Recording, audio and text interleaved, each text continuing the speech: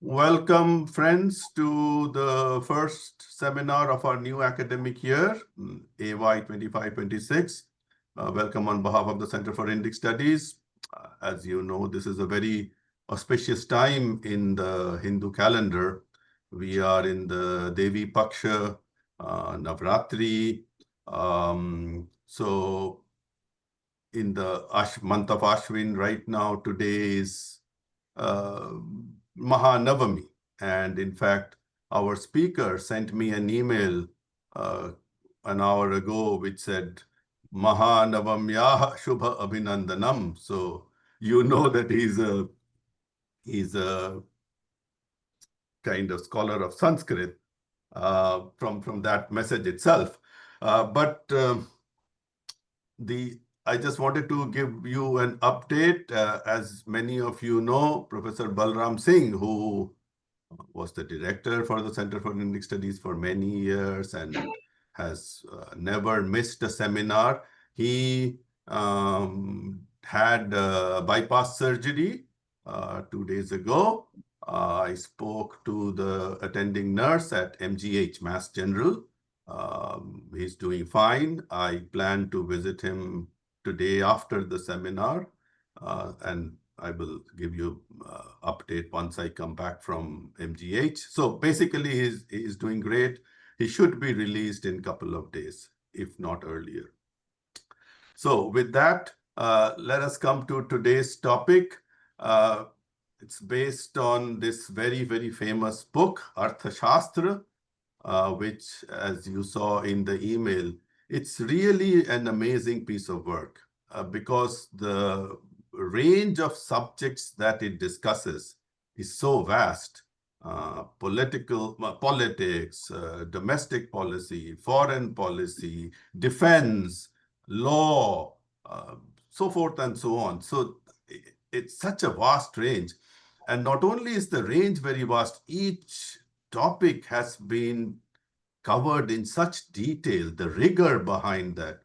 It's just truly amazing. And we had the chance to have on our campus, in those days, we used to hold in-person seminars. Some 7, 8 years ago, we had the chance to have on our campus Professor Sihag, Balbir Singh Sihag, who wrote this book, which I have with me. I don't know if you are able to see it. It says, Kautilya, the true founder of economics. And he is an economics professor at UMass Lowell, now retired. So he wrote this book, and his claim was that much before Adam Smith, who is typically considered the father of economics, much before Adam Smith's The Wealth of Nations, Kautilya/Chanakya, he expounded many of the themes in modern economics. So leaving that aside, for those of you who are outside of India, we commonly hear an idea which is something like this. Oh, Arthaśāstra. Okay, so this is the book. So was Chanakya the Machiavelli of Indian knowledge system? And I just point out to them that Machiavelli's The Prince is a 16th century CE book. And Arthaśāstra is, it's debatable, a little bit of a debate when it was written, but most scholars agree it was maybe 4th century BCE. And as I said, the range of topics.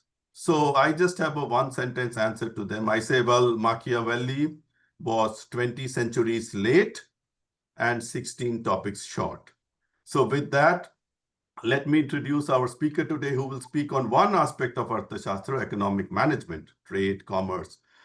Professor Harekrushna Mishra. He is a professor of Sanskrit, Pali, and Prakrit in the Bhasha Bhavan, which is basically the Department of Languages, Literature, Culture at Vishwa Bharati, Shanti Niketan, the university that was founded by Rabindranath Tagore. And though it is a central government university, it still is kind of little different from other universities. When you visit the campus, I had the good fortune of visiting the campus many times. It's very different, and people who are associated with this for a long time, for decades, they believe that even though Rabindranath Tagore, it has been more than 80 years since he passed away, there are still some, remnants of his ideas, his kind of what exactly his vision was. So there are those remnants. So again, different kind of university. So Professor Mishra is at Shantiniketan Vishwabharati University.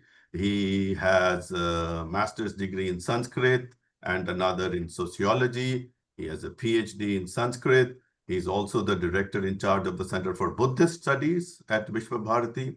He's written more than 6 books. I don't want to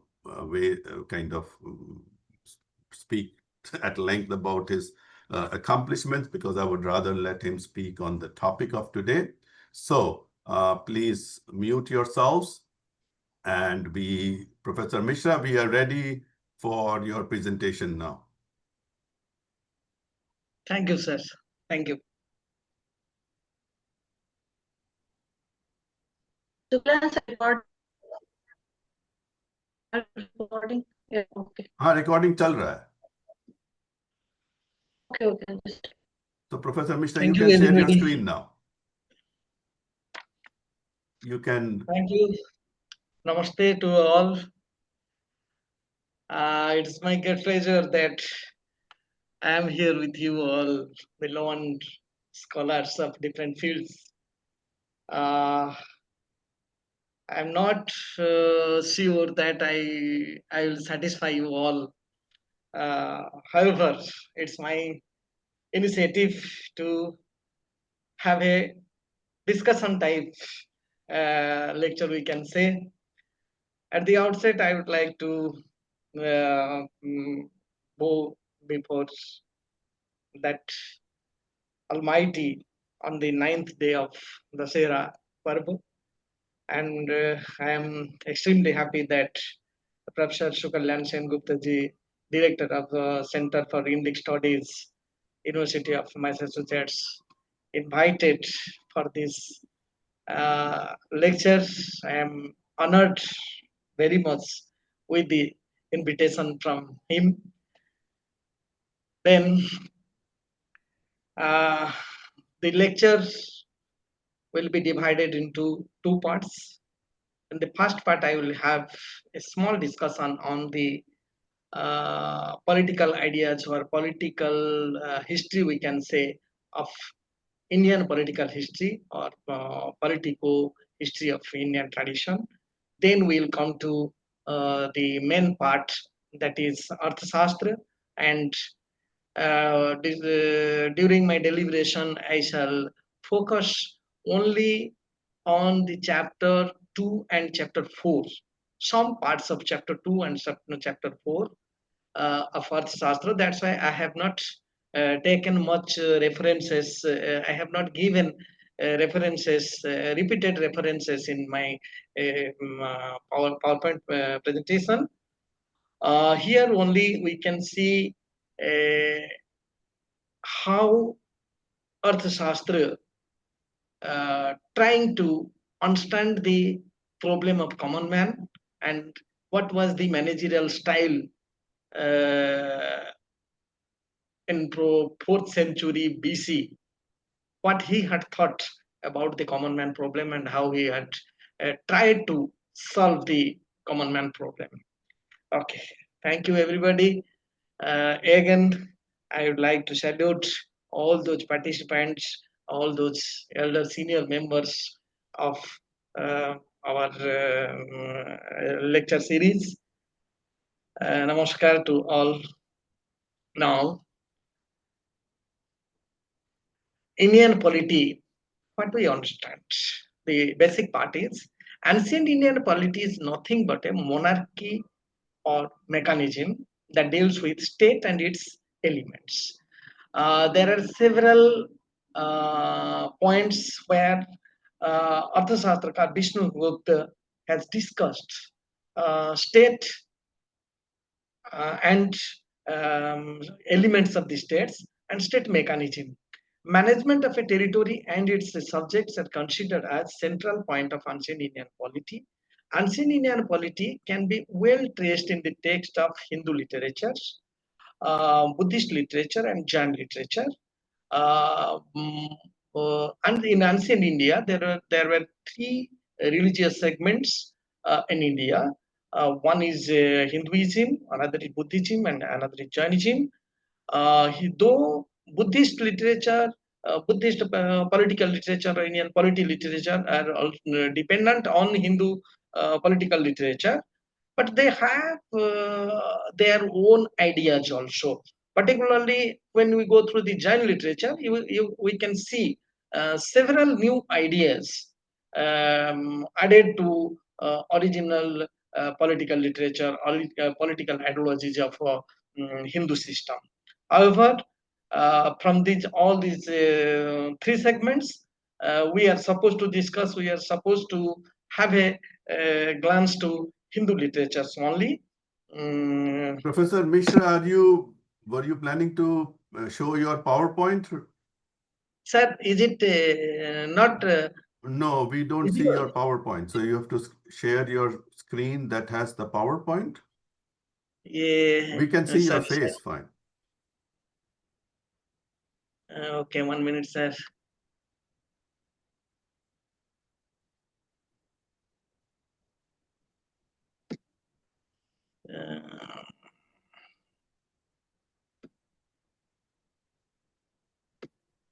Sir, is it okay? No, we don't see your PowerPoint. We can see you very clearly. Oh, sir, sorry, sir, 1 minute.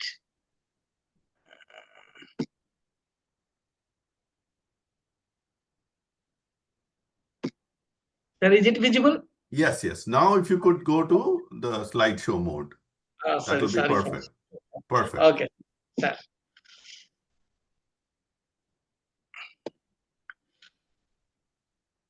Then Indian sources, as I have discussed, there are several Indian sources. Sources of Indian polity, we can see it in Vedas, Dharmasutras, Shmutishastras, and Arthaśāstras. There are four different types of literature. Vedas, the Samhita, the Vedic literature. There are a little discussion on Indian polity, and subsequently in Dharmasutras, there are some 4 or 5 Dharmasutras are available. In all these Dharmasutras, we can trace some political ideas. Then we can go to Smruti literature. Smruti literature is a vast literature, and it is mostly dominated by political ideas. Religious ideas are there simultaneously. The political ideas are also very mature political ideas we can trace in Smruti literatures.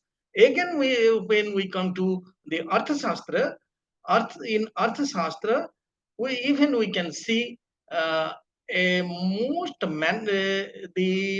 Indian polity in a most managed manner. They have tried to touch each and every aspect of Indian polity.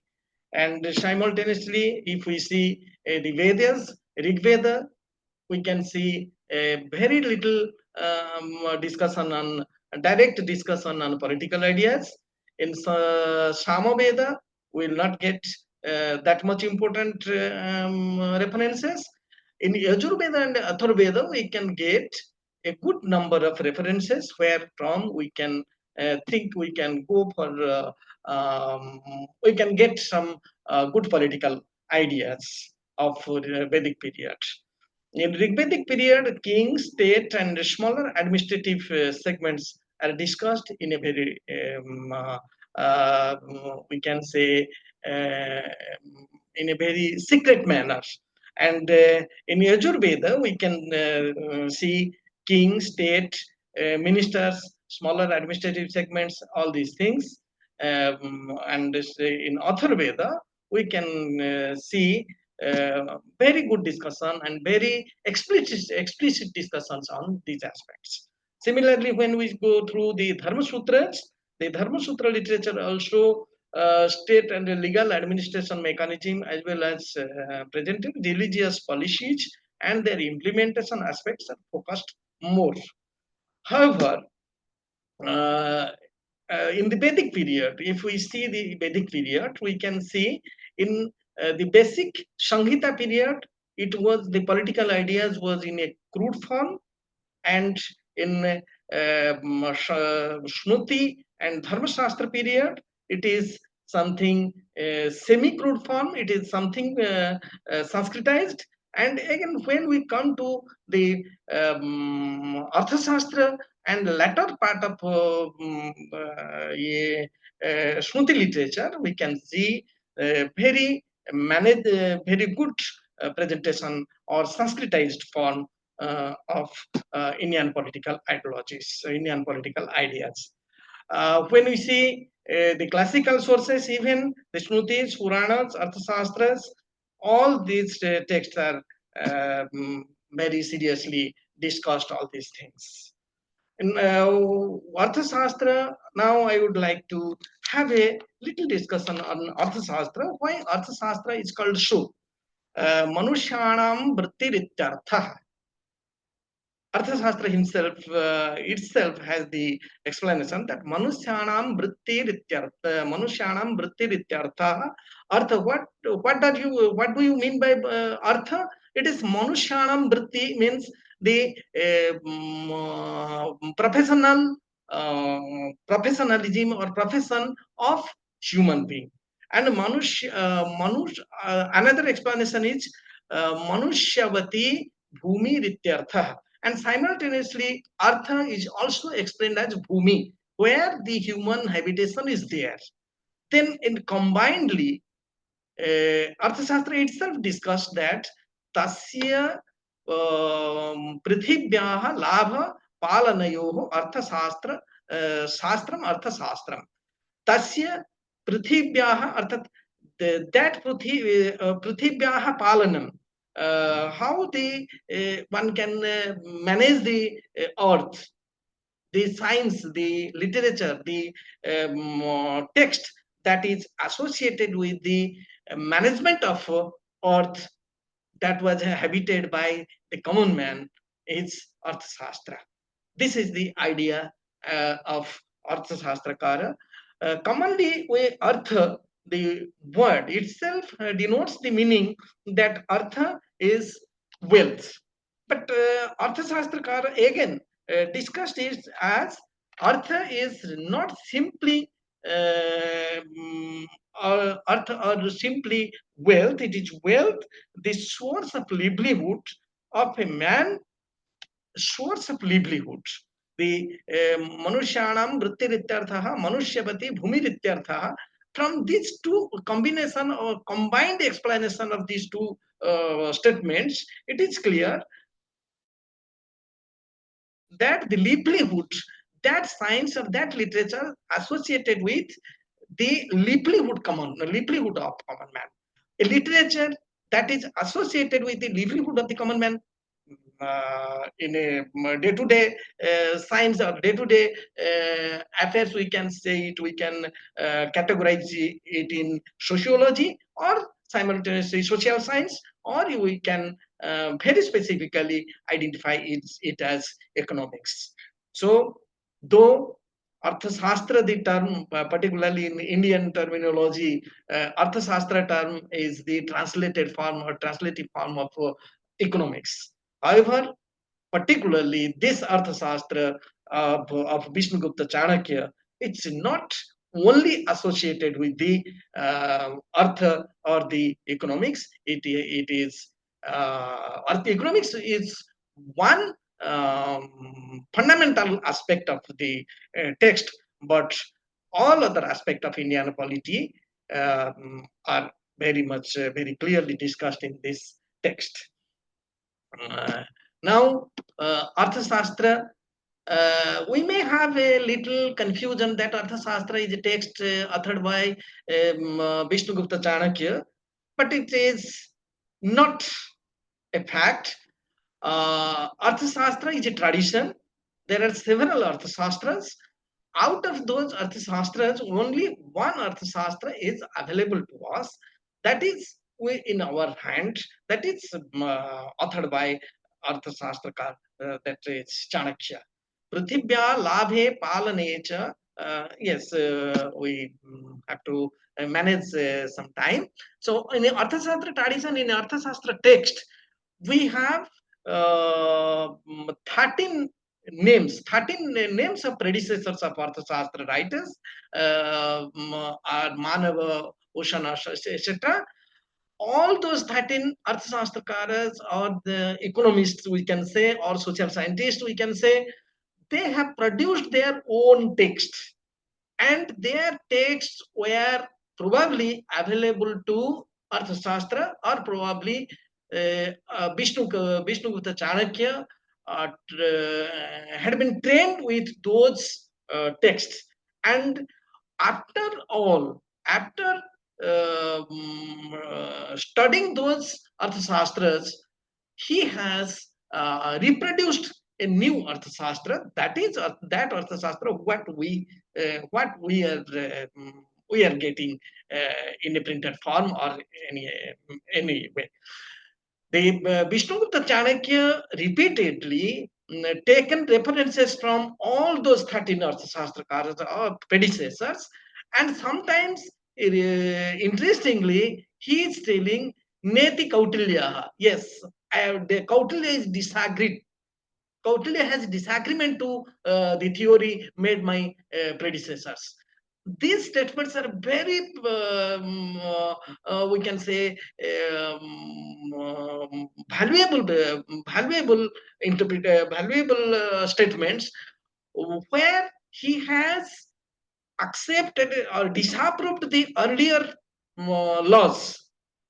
It is one kind of boldness, we can say, that the earlier Arthaśāstrakaras, they have certain laws on social principles, certain social principles, and Arthaśāstrakara Vishnugupta simply denies, no, it is not acceptable to Vishnugupta, and he is presenting his own ideas, or own solutions to the same problem, or own laws to the same problem, and in this way he is interpreting his own ideas. However, regarding time, etc., some scholars, it is debatable. 3rd century, some BC, some have the opinion that 4th century BC. However, 4th century BC opinion is mostly acceptable opinion. It is only a sorry, I am leaving all those things. One thing I can, there are several commentaries. Tamil Malayalam commentary, published in 3 volumes. It was probably the first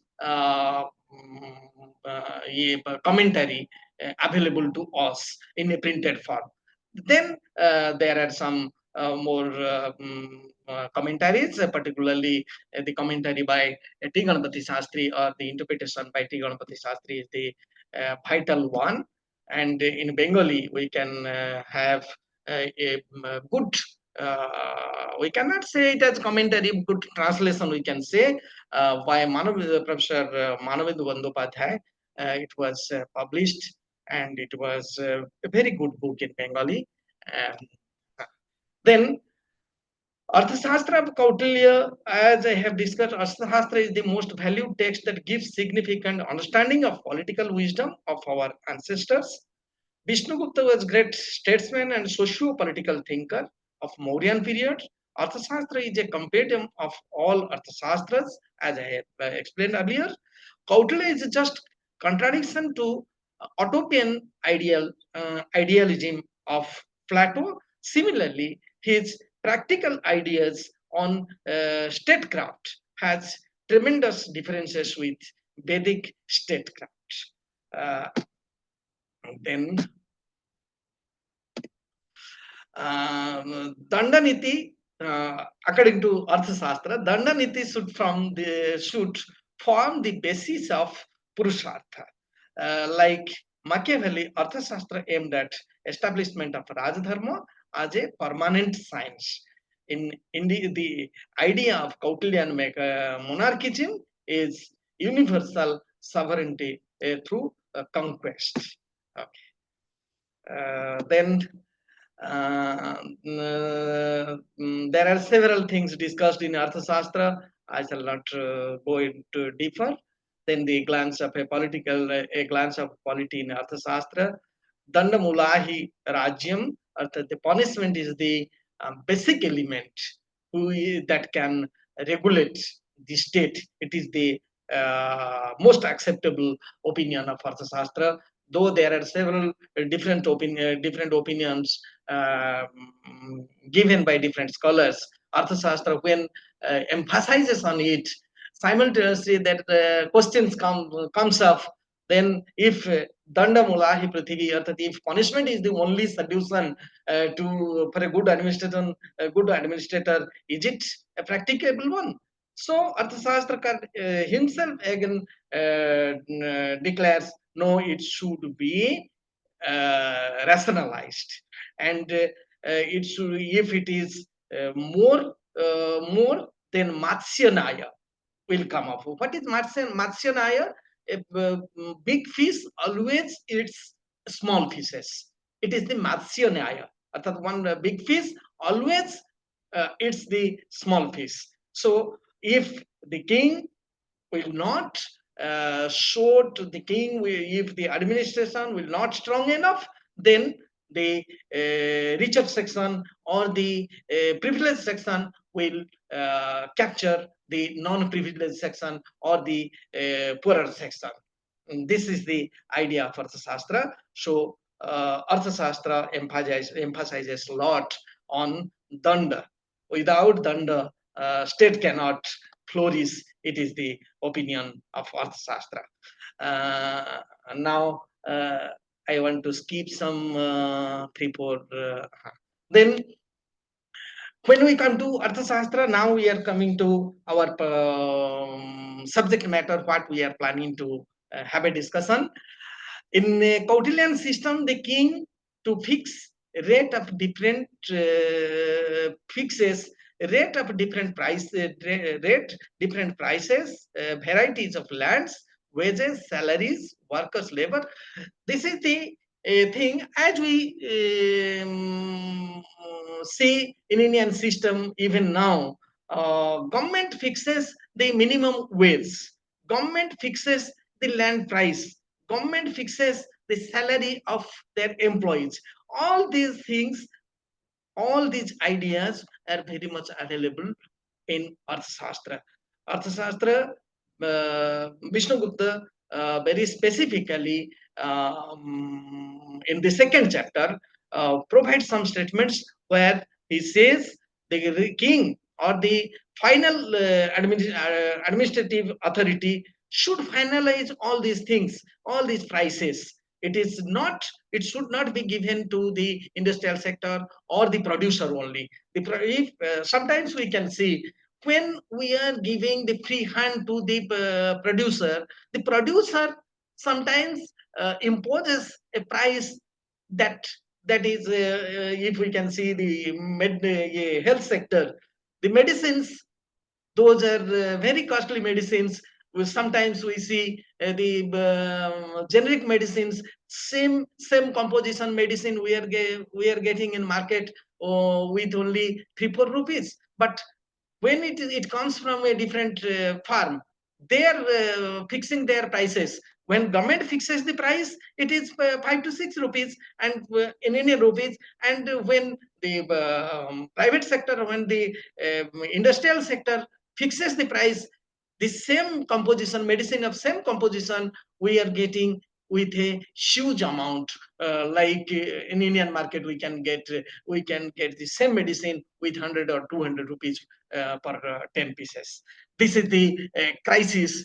Probably it was visualized, probably it was realized by the Arthaśāstra. Then we can say the king should look after the materialization of policies, so that the policy making body should not be at the lower level. Lower level can suggest, from Arthaśāstra also suggests all these things in third chapter, that it should be planned, it should be designed in the lower level, but it should be approved in the higher level. So the materialization of the policies so that no officer or anybody can change more than the prescribed price by the state administration. Particularly when we are discussing about the price management, the prices should be fixed. The minimum retail price, MRP, what we call, the minimum retail price should be fixed, not by the industrial sector, not by the producer only. It should be finalized, it should be approved by the authority, or the concerned authority, we can say king in general. But in Arthaśāstra, in the system of Arthaśāstra, there are several segments of administration. Though the administrative officer, who is appointed in the latest stage, he can decide, he can finalize the price. Next, we can see the Kautilian system. We can see different positions in state administration for management of monitor of different aspects related to market and market price, like market price. The thing is, there are some administrators appointed at the last level. It is their responsible to monitor, to regulate, and to fix the market price. It is not that a producer, what demands, that is the price, or a businessman, a middleman, what demands, that is the price. It is not acceptable to Arthaśāstra. So Arthaśāstra has the suggestion, has the noble suggestion, that the managerial, the administrative head who is appointed there, he is the man to finalize the market price. He is supposed to think about the common man problem, and he is supposed to think about the traders also. There are some references are also there. There are some positions, there are some administrative heads. One is Samaharta, Sitādhyaksha, Aranyādhyakṣa. All these are the superintendents or the managerial heads, those who are associated, who are actively working at the end, working at the last part of the managerial system, and they have the direct access with the common man, we can say the producer and the receiver also. The producer, they know the producers, producing price, producing cost, and all these things. Simultaneously, they know the demand, and simultaneously they also know the purchasable capacity of common man. If the purchasable, if something is going beyond the purchase capacity, procurement capacity of the common man, then the product may not work properly, the system may not work properly. So it is his responsibility to fix the tax and all these things. Sometimes now we are in a worldwide, that is tariff war. What is there? The taxation policy is changing. The taxation policy, Arthaśāstra very specifically appoints a man, that is Samaharta. Samaharta is tax. He is working with the tax system and property manager, the king's property manager. It is his responsibility to see, to impose such tax that is acceptable to common man.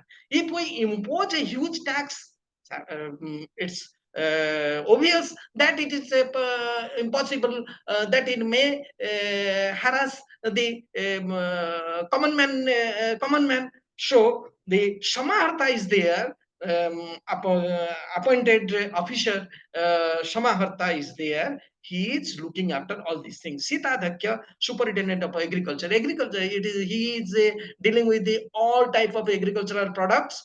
Then the agricultural products, it is a Arthaśāstra very specifically says agricultural products cannot be sold at cultivable land. Sometimes the businessman comes to the cultivator and collects the cultivated product from their land only. Particularly, I have served in Bengal for last 23 years. I have experience on potato marketing. When in Bardhaman area, when the potato harvesting of potato is going on, at that time some businessmen directly they come to their place, and they are not allowing the other businessmen, they are not allowing the outsider businessmen. Simply the local hooligan type businessmen, they are coming to their rescue, and they are fixing the price on their land only the price 2-3 rupees per kg. And from there the cultivable land they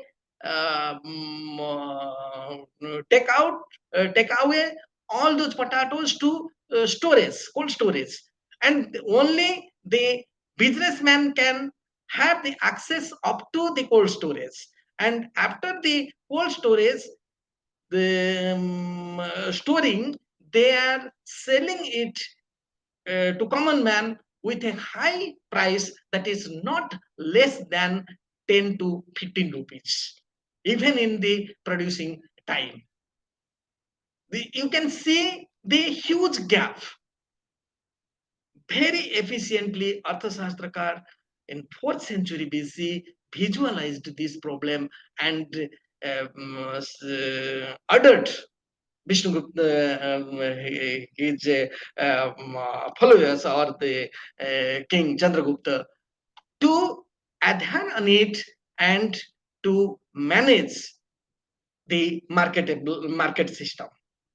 The Aranyadhyakṣa, a superintendent of forest and forest products, appointed officer to look after the forest related security system and market management of forest products.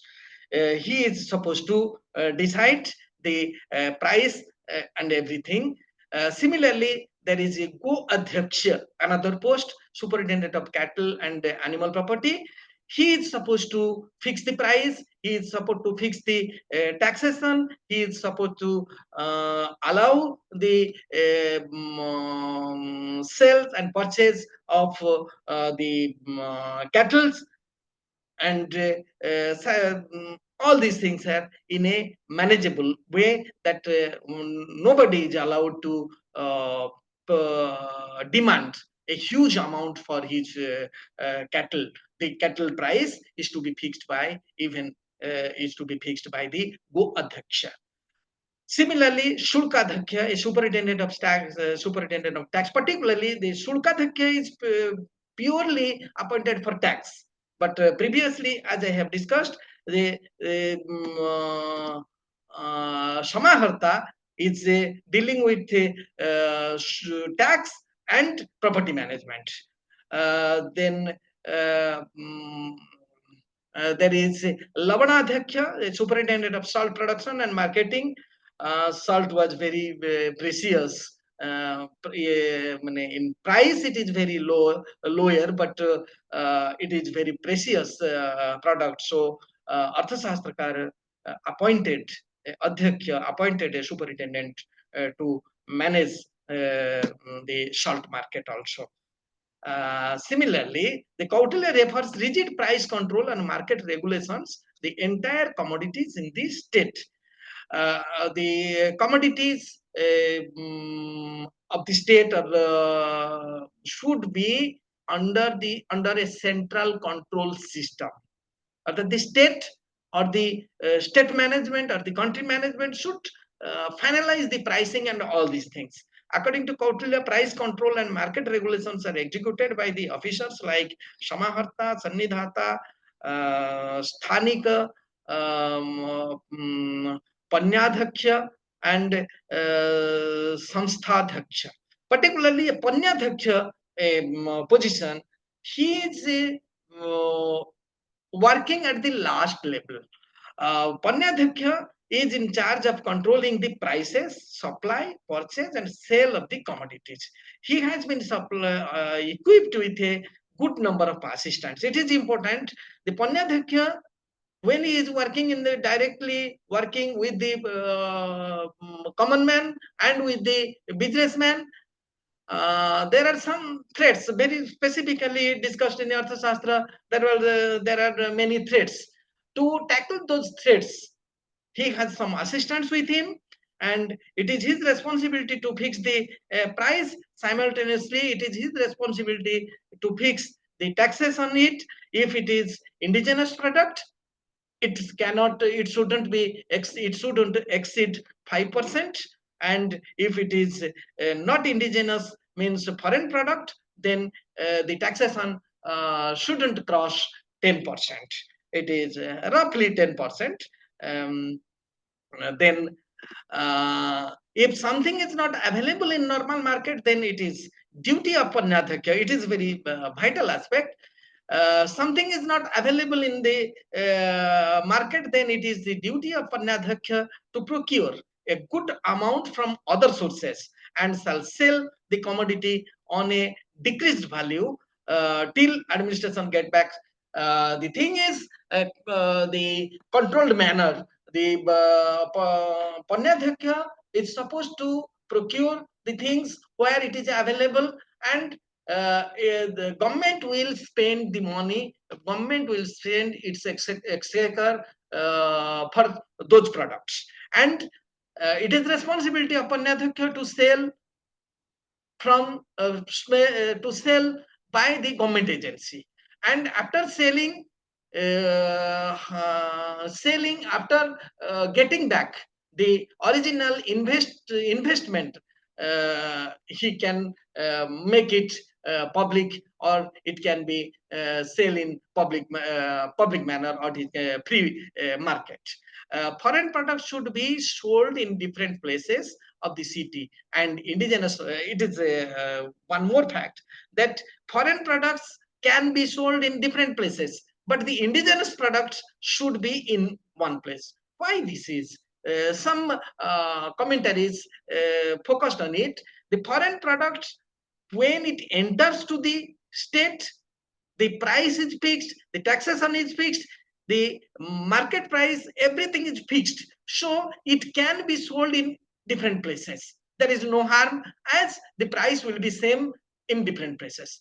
But the indigenous product, when it comes within the purview of the marketplace, then only the price fixation process starts. So it is there is no such gate management, no such entry management that where from we can decide the price. So in different marketplaces, it can be sold, and Samaharta will be there, and this paṇyādhyakṣa will be there, and they will regulate, they will finalize the market price, and they will allow them to sell.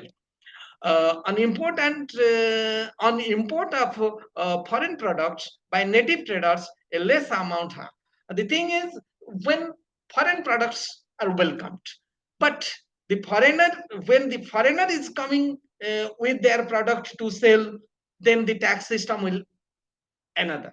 Then the tax will imposed import tax will be little higher than the indigenous people who procures the foreign product and sells in his own state.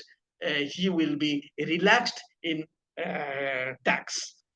Then we can come back to some more things. That is, it is possible that the people who are in the market system, they may not they may not obey the orders, the laws. When they are not obeying the orders or the laws of the state, then there is very serious punishment provisions are also available in Arthaśāstra. The price regulation. The traders changing above the fixed price punished financially. The traders charging above the fixed price. Sometimes in market, the fixed price is something, and the businessmen, they are selling it in another price or increased price. In that case, if it cut by the Samaharta or by the paṇyādhyakṣa, it is the responsibility of paṇyādhyakṣa to monitor all these things. So paṇyādhyakṣa can impose a fine or financial punishment can be imposed.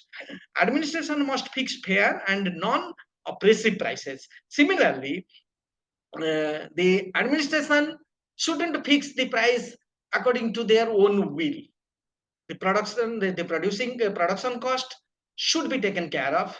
The transport cost should be taken care of. All these things are very neatly narrated in Arthaśāstra.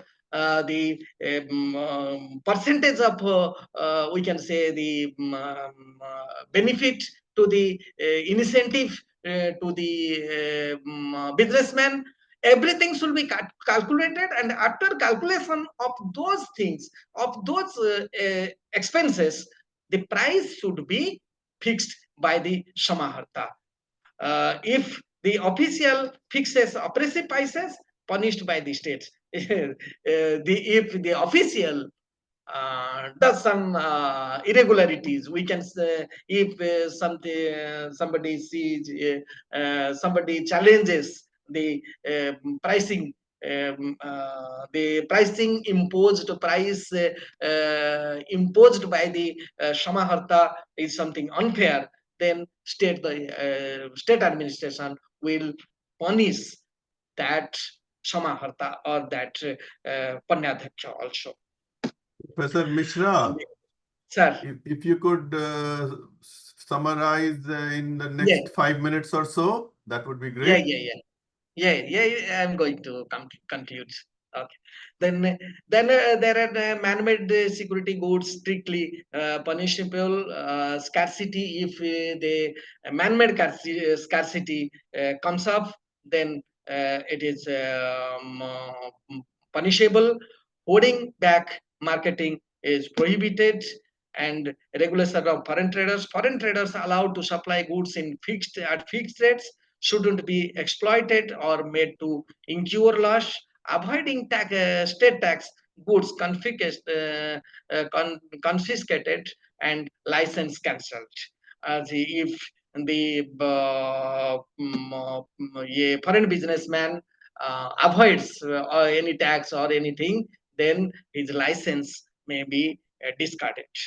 Traders must maintain that declared guilty of goods failure, immediate ban on commodities, or the quality assurance. If the quality, what was printed or what was accepted is somehow is some way not satisfying, then the immediate ban on commodities is imposed by Arthaśāstra. Fairness in trade practices, cheating in weight measures is punishable. Fraudulent license, inferior quality, improper tax payment is punishable. Fixing price above fair value is also punishable. Accountability of officials, administrative officers misappropriating state property is punished. Types of punishments in Kautilyan system: fiscal punishment penalties, public sharing punishment before general public, capital punishment up to death. This is the last line. The thing is, when Arthaśāstra in 4th century BC visualizes all those market problems, it is high time to think our market strategies, what the government agencies now working, the corruption almost all part of world is facing the similar problem. So it is somehow necessary to think about these we can say these ideas of Arthaśāstra, and we can enhance, we can remodel all those ideas to our contemporary problems, and we can have a good consumer and consumer satisfactory managerial system, market management system, and price management system. Thank you, sir. Thank you, everybody. Thank you so much, Professor Mishra, for this masterful presentation. As you very rightly said, it is amazing how all these problems that we experience today were kind of visualized. I mean, we may not agree with all the solutions that he proposes, Yes, but yes. at least the rigor behind and the foresight to see what kinds of problems can arise, that is really amazing. So this is now the time for you to ask questions of Professor Mishra. You can put them in the chat box. You can raise your hand, and I will then recognize you. As you try to crystallize your questions, let me begin, Professor Mishra, if I may. Yes, sir. You said in one of your slides that these ideas became Sanskritized form. That is the term that you use. What exactly do you have in mind when you say Sanskritized form? I can say moderated a lot. It was earlier, it was in a crude form. Just king, name of king was there, or kingship was there, king considered as all powerful element. All these things are discussed in Rig Veda or the Vedic period. In Dharma-shastra, in Dharma Sutra particularly, we can see particular designations that dharmasthya. It is in a something, it is in a moderated way. And when we come to Arthaśāstra and Smriti Shastras, we will get very specific political ideas. So the change or the development of political ideas in this context, I have used the term Sanskritized. Very good, very good. And that kind of brings me to my next question. You said there is a kind of a fundamental difference between Vedic statecraft and Arthaśāstra statecraft. Could you expand on it, please? Particularly when we think about the Samhita, the statecraft as discussed in Samhita literature, Rig Veda, we will get very less discussion on political ideas. In Yajurveda and in Atharveda, we can get very specific political ideas. But still it is in a crude manner. We cannot identify somebody king if king's administration we cannot visualize, we cannot directly, we cannot see it from the mantras available in even in Atharveda. But it is depends upon the interpretation of the interpreters. Some interpreters interprets those mantras in different ways. From their interpretation we get that some these are the political ideas of Vedic period. But when we come to the Arthaśāstra, there is no ambiguous opinion. The opinion is very specific. The administration system, the administration ideas, the administrative responsibilities, all these things are very systematic and very specific, not in a crude form like the Samhita period or in the Vedic period. But the linkage is there. Linkage is there. Yeah, that's the important part. So it's kind of a continuation. And my last question before I give the opportunity to others is, people ask and people sometimes critique, saying that what Arthaśāstra details is nothing but a crude form of communism where the state fixes all things, as opposed to free market capitalism or laissez-faire capitalism. What do you have to say to them?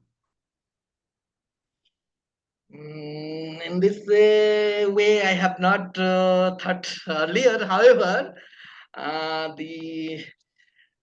in market, Arthaśāstra always gives opportunity to common man, and simultaneously gives the responsibility to the administration to regulate it. But if we say the communism idea, it's as I understood, it is something more common man favorable than the administration. Then it may not favors that much to the administration or the regulatory system. There may be some differences, but I don't have that much in-depth study in this That's regard. fine. That's fine. I mean, just some thought that came up in my I should mind. think So, on it. Yes. So, any question for Professor Mishra? Come on, don't be shy. The subject that he dealt with is so critical to all of us that I'm sure you have questions. Let me I see. think Professor Pappu ji wants to say something. Oh, Professor Pappu, please go ahead. Can you hear me? Yes, we can hear you, and I'm going to now spotlight you. Professor Mishra is a very, very interesting paper, giving you all the details of how economics works, especially. I have one simple question. Is there something like a just price? What I mean is, suppose I have a product, I have only the rice in my community, and nobody else has. It is so much needed by all the people. So can I raise the price as I like it? And in other words, is there something like a just price? In other words, here comes the dharma. So I don't know how to translate just price, you know. So this price is just, this is unjust because it is over and above the production levels and so on. Did you get it? Sir. Yeah. In other words, Sir, if I have a product which everybody needs, can I sell it as much for a price which is most beneficial to me? That's one thing. Or otherwise, for every product, is there a criteria by which we say this is a just price, this is an unjust price? You understand? Sir. If we see the Arthaśāstra, we can get some minor references when the Samaharta or the paṇyādhyakṣa is allowed to fix the price. Then it is very specifically noted that he should consider the transport, he should consider the production cost, he should consider the benefit or the incentives for the businessman. If we include these three things to the market price, then it seems something ethical to just or unjust pricing. If it is added to the pricing, then it is justified.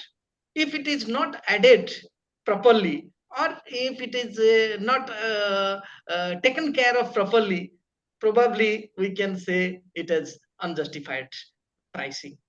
Yeah. But what I mean is, yes, there is occasionally will come about onion shortage, tomato shortage, or tomatoes selling for 100 rupees a kilo and so on and so forth. So in that case, actually, is there something like a just price? No, tomato should never sell for 100 rupees a kilo or something like that. Yeah. Similar cases are taken care of by Arthaśāstra. The Arthaśāstra imposes heavy penalty on hoarding, and Arthaśāstra also imposing heavy penalty on unethical pricing of product. Good, The good. Yeah. unethical pricing of product means we can see the in some part of the year we are getting tomato per kg 10 rupees, and in some part of the year we are getting 200 rupees or 100 rupees. Yeah. This is due to the hoarding mechanism or due to the third man middleman mechanism. The Arthaśāstra very specifically says the middleman should be avoided. Okay. The middleman avoid, if we can able to avoid the middlemanship, but probably we will get the good market management system or good pricing system in our system, day-to-day life. Okay. Thank you. Professor Pappu, Thank you, sir. Professor Paraitam, who is a professor in our Charlton College of Business, he has written in the chat box that cost plus 10% is the just price. Professor Paraitam Satyaji, would you like to justify why this 10%? Yes, sir. Actually, anything more than 10% is not justified, ballpark number. And as Pappu sir mentioned, they create artificial shortage and then jack up the price. That is a different situation. And Kautilya's Arthaśāstra, economics, basic economics, simple rule of thumb is, which is also followed by Adam Smith. 10% is the ballpark number of cost plus, because more than that you're expecting more rate of return. So you are sucking the blood of the consumers. And less than 10% is not justified from the viewpoint of the seller. So 10%, 8 to 12% is range, but 10 is the optimum number, ballpark number. That's what people say. And that's what we have been taught. That's what we are teaching. Wonderful, wonderful. Yeah. That's what we have been taught. Very good. Any other question for Professor Mishra? Okay, I don't see any in the chat box, nor do I see any hand raised. So, Professor Mishra, thank you so much for enlightening us on this very kind of important and a topic that applies to all of us, that should be of interest to all of us. I just have one last question, and that is what people ask me, that, well, what is a good English translation of the Arthaśāstra? I always tell them that there cannot be any perfect translation, so you have to go to the original Sanskrit. But of course, I can understand. Yes. It's not. But Shastri translation is one of the good translations.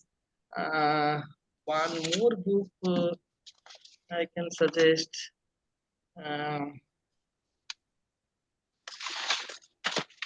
Sir, 1 minute.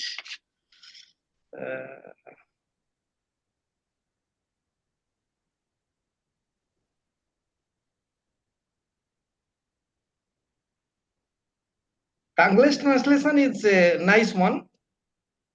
R.P. Kangle edited book translated in English. It is a nice translation. And one more translation, it is some Shastri. I have forgotten the name. It is also a good English translation. Very good, very good. So with that, our sincere thanks to Professor Mishra for this masterful presentation.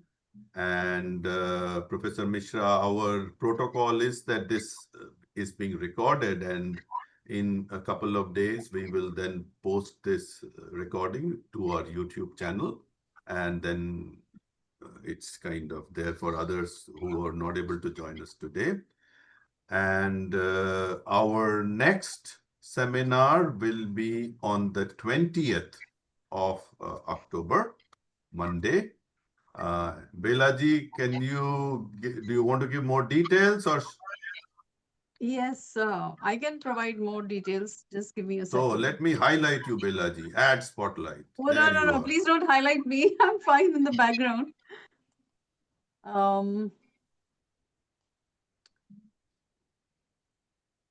Professor Sen Gupta is not spotlighted. Professor Sen Gupta, please spotlight yourself also. No, we Because are you are done. not visible. You are We are not done. visible when you are talking. Okay, I will not talk then. We are done, Anujaji, more or less. So, Anyway. Professor Jeff Pierce from South Asia, he's a South Asian Studies librarian and Assistant Director of the Zilberman Family Center for Global Collections, University of Pennsylvania. He will be giving a lecture. He will be the star speaker. And this will be very relevant topic to what we are going through right now with our Devi Puja, you know. So, and also very relevant to modern times because it is talking about women. And it's actually going to be a very interesting talk. So please, all of you should join us. We would love to have all of you, plus even more students should come. Students who are today here on this session, please invite your friends to come over. And the topic will frame about the goddess traditions in South Asia, early representations in the Vedic period, and the rise of the big goddess in the late classical period, and manifestations of the feminine divine in contemporary religious practice. Professor Jeff Pierce has also taught on this topic, and he has been a very robustly, he has been to Bengal and especially to Calcutta. So I think it will be a very interesting talk. So please, all of you, please join us. And Professor Harekrushna Mishra ji, you should also come. So it will be really nice to have you also. Thank you. Thank you. So, yeah, one last chance. So I don't see any questions. So, Professor Mishra, thank you so much. It's been a pleasure. Thank you, sir. And Thank you, we will everybody. be in touch with Possible you. here. Okay. So, namaste to everybody. I will now stop recording. Namaste.